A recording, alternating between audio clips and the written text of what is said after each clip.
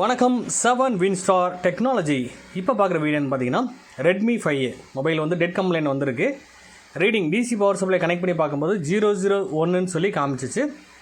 Next என்ன பண்ணேன், நான் ஆன் ஆஃப் பட்டன் லைனை வந்து அதாவது ஸ்டிப் இல்லை, அதனால் ஆன் ஆஃப் பட்டனை வந்து நம்ம ஷார்ட் பண்ணி உங்களுக்கு ரீடிங் எந்த அளவுக்கு எடுக்குதுன்னு சொல்லி நம்ம பார்க்க போகிறோம். பாருங்கள், ஆன் ஆஃப் ஸ்விட்சோட லைன் சப்ளை வரக்கூடிய லைனை வந்து கண்டுபிடிச்சிக்கணும். ஆன் ஆஃப் ஸ்விட்சுக்கு வரக்கூடிய சப்ளையை நம்ம ஷார்ட் பண்ணி பார்க்கும்போது டிசி பவர் சப்ளை ரீடிங் காமிக்கும். ரீடிங்கை வச்சு நம்ம எந்த இடத்துல ப்ராப்ளம் சொல்லி கண்டுபிடிக்க முடியும். இப்போ 0088 சொல்லி வருது உங்களுக்கு. ரீடிங் அதுக்கு மேலே அப்டேட் ஆகலை, பூட் ஆகலை.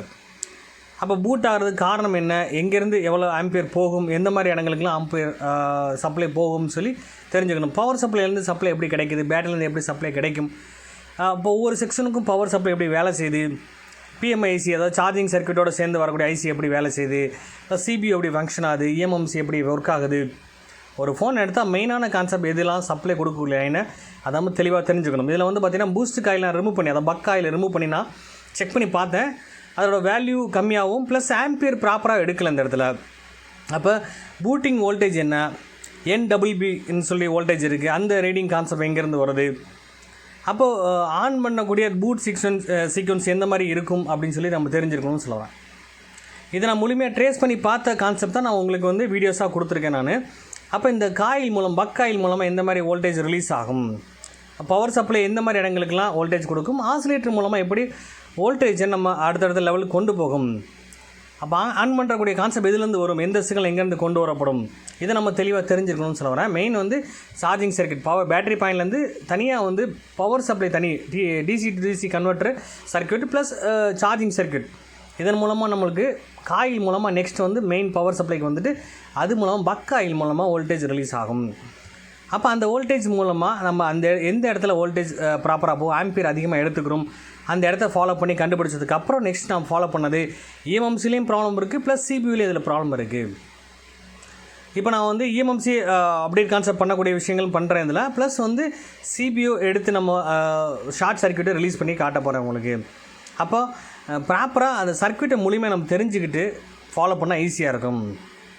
அப்போ பேசிக்காக வந்து ஒரு ஃபோன் ஒர்க் ஆகக்கூடிய கான்செப்ட், அது கீபோர்டு ஃபோனாக இருந்தாலும் சரி, ஆண்ட்ராய்டாக இருந்தாலும் சரி, ஐஃபோனாக இருந்தாலும் சரி, அப்டேட் கான்செப்ட் எதுவாக இருந்தாலும் ஃபஸ்ட் அதோட பேசிக் அமைப்பு தெரிஞ்சு எப்படி ஃபங்க்ஷன் ஆகுது, எங்கேருந்து வோல்டேஜ் போகும், எவ்வளோ சிக்னல் போகும், எந்த மாதிரி ஆம்பியர்ஸ் போகும்னு சொல்லி கண்டிப்பாக தெளிவாக தெரிஞ்சுட்டு நீங்கள் ஃபாலோ பண்ணிங்கன்னா பெட்டராக இருக்கும். இப்போ பாருங்கள், வந்து அந்த சீல்டு பிளேட்டை ரிமூவ் பண்ணிட்டேன், எனக்கு ப்ராப்ளம் வந்து கன்ஃபார்ம் பண்ணிட்டேன், சிபியூ இஎம்எம்சி ப்ராப்ளம் சொல்லி தெரிஞ்சுக்கிட்டேன். இப்போ நான் வந்து அதை ரிமூவ் பண்ணி உங்களுக்கு காமிக்கிறேன். சிபியும் இஎம்எம்சியை ரிமூவ் பண்ணி நம்ம மறுபடியும் நம்ம உங்களுக்கு ரீபால் பண்ணியும் ப்ளஸ் இஎம்எம்சி இந்த கான்செப்டில் இஎம்எம்சியும் ப்ராப்ளம் இருக்கிறனால இஎம்எம்சியை நான் வந்து சேஞ்ச் பண்ணி வேறு இஎம்எம்சி தான் அப்டேட் கொடுக்க போகிறேன் நான் உங்களுக்கு. இதில் பாருங்கள், எடுக்கும்போது பொறுமையாக நம்ம எந்த அளவுக்கு நம்ம பொறுமையாக யூஸ் பண்ணுறோமோ, வேலை பார்க்குறோமோ, ஈஸியாக நம்ம அதை ரிமூவ் பண்ண முடியும்னு சொல்ல வரேன். இதில் பாருங்கள், சிபியூ இஎம்எம்சியை நான் ப்ராப்பராக எடுத்துகிட்டேன், பிரிண்ட் கட் ஆகாமல். அதுக்கப்புறம் வந்து பார்த்திங்கன்னா அந்த போர்டில் இருக்கக்கூடிய லேட்டை வந்து நம்மளுக்கு டீசால்டிங் விற்க வச்சு எடுத்துடணும். ஏன்னா 1-2 மிஸ்ஸிங் ஆனால் கூட நம்ம பால் சரியாக ஒட்டாது. அப்போ பக்காவாக க்ளீன் பண்ண தெரியணும். இதுவும் நம்ம வந்து ப்ராக்டிக்கலாக செய்யும்போது வரும் சார். இந்த விஷயங்கள் பழைய ஃபோனை வச்சு நீங்கள் ட்ரை பண்ணி பார்க்கும்போது உங்களுக்கு ஐடியா கிடைக்கும்.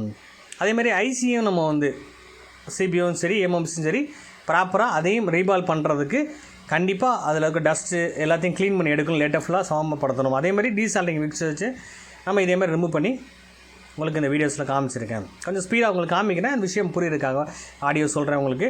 அப்போ ப்ராப்பராக ஒரு விஷயம் செய்யணுன்னாலும் தெளிவாக செஞ்சு போகலாங்க. அதேமாதிரி நம்மளுக்கு வந்து சென்சில்ஸை வச்சு நம்ம வந்து இதை ரீபால் பண்ண போகிறேன். இந்த மாதிரி ட்ரிக்ஸை வந்து நான் வந்து கிளாஸில் ஆன்லைன் கிளாஸும் சரி ஆஃப்லைன்லேயும் சரி தெளிவான உங்களுக்கு ப்ராக்டிக்கலாக செஞ்சு காட்டுவேன். நீங்கள் ப்ராக்டிக்கலாக ட்ரை பண்ண நாலேஜ் இதோட ட்ரிக்ஸ். அப்போ வந்து ரீபால் பண்ணுறதுக்கு என்னென்ன ட்ரிக்ஸ் இருக்குது, மொத்தம் 3 ட்ரிக்ஸ் இருக்குது. அதை நம்ம நேரில் வந்து படிக்கிறவங்களுக்கு கிளியராகவும் ப்ளஸ் ஆன்லைன் படிக்கிறவங்களுக்கு வீடியோஸாகவும் கொடுத்துட்ருக்கேன் நான். பாருங்கள், இஎம்எம்சியும் அதேமாதிரி ரீபால் பண்ணலாம். அப்போ ரீபால் பண்ணுறதுக்குரிய மெயின் ட்ரிக்ஸ் என்னென்னு தெளிவாக தெரிஞ்சிட்டிங்கன்னா எந்த ஐசியாக இருந்தாலும் சரி, யூனிவர்சல் சென்சில் வச்சும் பண்ணலாம், நார்மல் சென்சில்ஸ் வச்சும் பண்ணலாம்.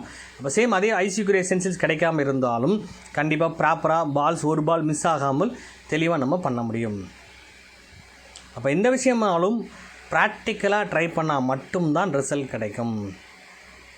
இப்போ வந்து பால்ஸை வந்து தெளிவாக வந்து ரீபால் பண்ணிகிட்டு பொறுமையாக பண்ணணும். பாருங்கள், அழகாக அந்த பால்ஸ் கிளியராக வந்துருச்சு. இதுக்கப்புறம் நம்ம வந்து அந்த ஃபோனில் நம்ம அதை ஃபிட் பண்ணி உங்களுக்கு காட்ட போகிறேன் பாருங்கள். அப்போ அதுக்குரிய பேஸ்ட் ப்ராப்பராக அந்த பேஸ்ட் யூஸ் பண்ணி பண்ணிங்கன்னா பெட்டராக இருக்கும். அப்போ எந்த அளவுக்கு நம்ம பொறுமையாக யூஸ் பண்ணி பண்ணுறோமோ அதை வச்சு தான் நாலேஜ் கிடைக்கும். அவசரப்பட்டு பண்ணக்கூடிய கான்செப்ட் கிடையாது இது. அப்போ எந்த அளவுக்கு பொறுமையாக டைம் எடுத்து ஃபாலோ பண்ணி பண்ணுறீங்களா பெட்டராக நம்ம பண்ண முடியும்னு சொல்ல வரேன். அப்போ ஒவ்வொருத்தருக்கும் திறமை உங்கள் கையில் தான் இருக்குது. நீங்கள் எந்த அளவுக்கு நீங்கள் ப்ராக்டிக்கலாக செய்கிறீங்களோ ரிசல்ட் கிடைக்கும்.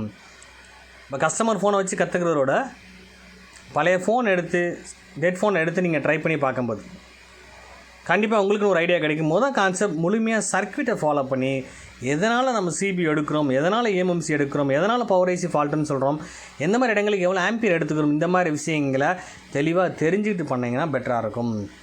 எல்லோரும் அவசரப்பட்டு உடனே வந்து எந்த ப்ராப்ளம் வந்தாலும் உடனே சிபியை தான் ரிமூவ் பண்ணணும்னு சொல்கிறாங்க.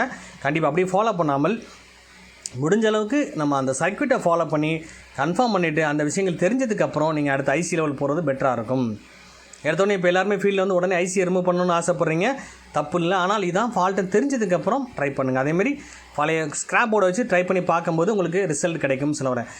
உங்களோட ஐடியாவும் கிடைக்கும். உங்களுக்கு அப்டேட் எந்த அளவுக்கு நீங்கள் போகிறீங்க உங்களுக்கும் நாலேஜ் கிடைக்கும். பாருங்கள், இப்போ நான் அந்த ஃபிட் பண்ணதுக்கப்புறம் மொபைல் ஆன் பண்ணி காமிக்கிறேன்.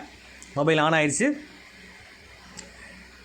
இந்த மாதிரி அப்டேட் கான்செப்ட் புதுசாக வரக்கூடிய விஷயங்கள் பண்ணக்கூடிய விஷயங்கள் அப்டேட் நான் வந்து உங்களுக்கு தரேன். நான் ஒவ்வொருத்தருமே ப்ராக்டிக்கலாக செய்யுங்க. திரும்ப திரும்ப சொல்கிற ஒரே விஷயம், ப்ராக்டிக்கலாக செய்யும்போது மட்டும்தான் உங்களுக்கு ஒரு கான்ஃபிடென்ட் கிடைக்கும். உங்களுக்கு உங்கள் மேலே உங்களுக்கு நம்பிக்கை வரணும். அப்போ உங்களுக்கு நம்பிக்கை வந்துட்டாலே நீங்கள் அழகாக சர்வீஸ் பண்ண ஆரம்பிச்சிடுவீங்கன்னு சொல்ல வரேன்.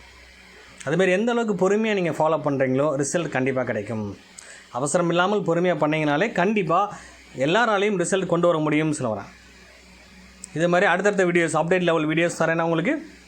அதுமாதிரி கிளாஸஸில் வந்து எப்படி ரீபால் பண்ணணும், எந்த மாதிரி நம்ம ரீடிங் கண்டுபிடிக்கணும், எந்த மாதிரி இடங்களில் ஷார்ட் கண்டுபிடிக்கணும், அதை பற்றி விஷயங்கள் மூலியமாக நான் உங்களுக்கு கிளாஸில் தரேன். கிளாஸ் ஜாயின் பண்ணணும்னா ஆன்லைன் கிளாஸில் இருக்குது, ஆஃப்லைன் கிளாஸும் இருக்குது. உங்களுக்கு டீட்டெயில் வந்து நம்மளுக்கு வாட்ஸ்அப் நம்பர் தரேன், அதை காண்டாக்ட் பண்ணுங்கள். இந்த வீடியோ பிடிச்சிருந்தா லைக் பண்ணுங்கள், ஷேர் பண்ணுங்கள், கமெண்ட் பண்ணுங்கள், சப்ஸ்கிரைப் பண்ணுங்கள், பெல் பட்டனை மறக்காமல் கிளிக் பண்ணுங்கள். Thank you friends.